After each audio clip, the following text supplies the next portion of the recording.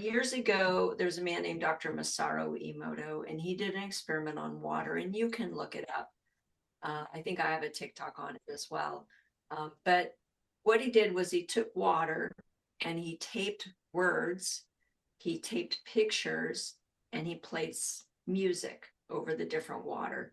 And then he froze the water, and then they looked at it under what's called dark field microscopy, which is a different way of using a microscope to look at it. And what they found was that the things with positive words and images had beautiful formed crystals in the water.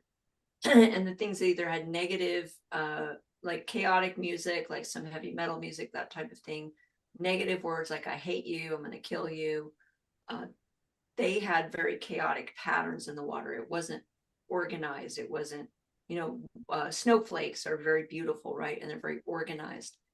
So what he proved, and I've actually done, I have it on there in that same TikTok, an experiment that someone did with rice, and I was a friend of mine, so I saw the pictures, or the rice itself. And so she took 2 jars, put fresh cooked rice in them. She wrote love and hate on one, and or love and ugly, and then love and beautiful, and then hate and ugly on the other one.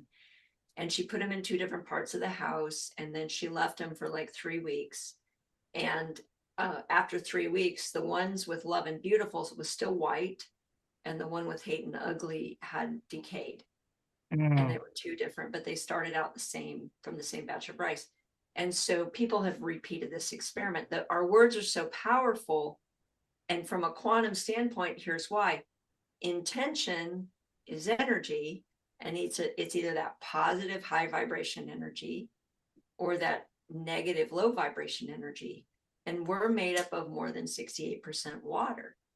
So when we speak negative words about ourselves or other people, we're actually forming those water molecules in our body and theirs. When we think negative thoughts about ourselves, or like I said earlier, when we ruminate on negative thoughts, we're forming those water molecules, and same with other people. So words matter, not just because they have meaning, but they have frequency. And so the same word, like I think I gave an example on that of the word tenacious, we think of that as a really good word, like you never give up, you're going to go after it.